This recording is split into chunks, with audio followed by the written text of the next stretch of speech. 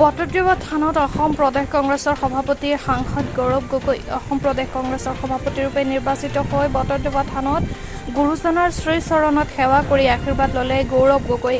আজি এই কাৰ্যসূচীত বিপুল সঁহাৰি জনালে স্থানীয় কংগ্ৰেছ কৰ্মী তথা স্থানীয় ৰাইজে। বটদ্ৰৱাৰ ৰাইডঙীয়া ভোমোৰাগুৰি শান্তিজান বজাৰ আদি স্থানত নেতাগৰাকীক সম্বৰ্ধনা জনাই কংগ্ৰেছ কৰ্মী তথা স্থানীয় ৰাইজে। প্ৰদেশ কংগ্ৰেছৰ সভাপতিগৰাকীক আজিৰ এই যাত্ৰাত সংগ দিয়ে প্ৰদেশ কংগ্ৰেছৰ কাৰ্যকৰী সভাপতি ৰজলিনা তৰ্কী, সাংসদ ৰকিবুল হুছেইন, বিধায়িকা হিবামণি বৰা, নগাঁও জিলা কংগ্ৰেছৰ সম্পাদক ৰাইখন চৌধুৰীৰ লগতে কংগ্ৰেছৰ নেতা কৰ্মী তথা স্থানীয় ৰাইজে।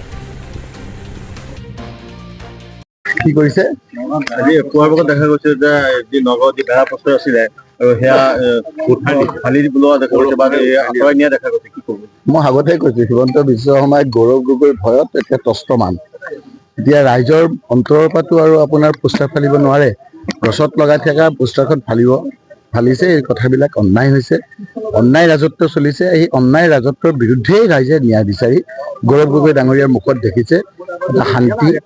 আৰু সেইকাৰণেই আজি আপোনালোকে ৰাইজে স্বতঃস্ফূৰ্তভাৱে বৰষুণ নেওচি ৰাতি 2টা বজালৈকে আজি ৰাইজ ওলাই আহিছে।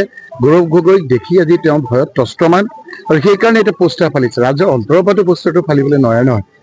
আজি গৌৰৱ গগৈ মুখখনত ৰাইজে শান্তি দেখিছে, ৰাইজ ওলাই আহিছে। ৰাতি 2টা বজালৈকে মই ৰাজনৈতিক দীঘলীয়া এটা জীৱনত ৰাতি 2টা বজালৈকে সকলো জাতি জনগোষ্ঠীৰ মানুহ এনেকৈ স্বতঃস্ফূৰ্তভাৱে ওলাই অহাটো আমি দেখা নাই। আজি ৰাইজৰ অন্তৰত আজি গৌৰৱ গগৈ ডাঙৰীয়া সোমাই পৰিছে, কংগ্ৰেছ সোমাই পৰিছে। আৰু হিমন্ত বিশ্ব শৰ্মাই এতিয়া বাহিৰৰ পোষ্টাৰখন ফালিব পাৰে, ৰাইজৰ অন্তৰৰ পোষ্টাৰখন ফালিব নোৱাৰে। যোৱাকালি তেওঁ কৈছে যে আপুনি তেখেতক ধন্যবাদ জনাইছিল। ধন্যবাদৰ প্ৰতিক্ৰিয়া হিচাপে তেওঁ কৈছে যে 10 ছেপ্টেম্বৰ তেওঁ ইতিমধ্যেও কথা কৈ আছে। এই সন্দৰ্ভত আপুনি কি ক'ব?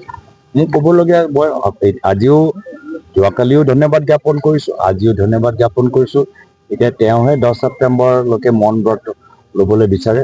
আমাৰ একো চিন্তা নাই, আমি আমাৰ তেখেতৰ প্ৰতি শ্ৰদ্ধা থাকিম। 4গৰাকীৰ ভিতৰত আপোনাৰ 3গৰাকী বিদেশী বুলি কৈছে, সেই সন্দৰ্ভত আপোনাৰ পৰিয়াল মানে মুখ্যমন্ত্ৰী মহোদয়ৰ পৰা যেতিয়া আমি নৈতিকতাৰ কথাবোৰ শুনো অলপ হাঁহি লাগে। মানে মুখ্যমন্ত্ৰী হিমন্ত বিশ্ব শৰ্মা ডাঙৰীয়া অসমৰ জনসাধাৰণক নৈতিকতাৰ পাঠ পঢ়াব। মানে তেওঁৰ ইতিহাস সকলোৱে জানে। সেইকাৰণে নৈতিকতাৰ চাৰ্টিফিকেট আমাক মুখ্যমন্ত্ৰী হিমন্ত বিশ্ব শৰ্মা ডাঙৰীয়াৰ পৰা মোকো নহয়, কোনো অসমীয়া মানুহজনকে নালাগে। ধন্যবাদ।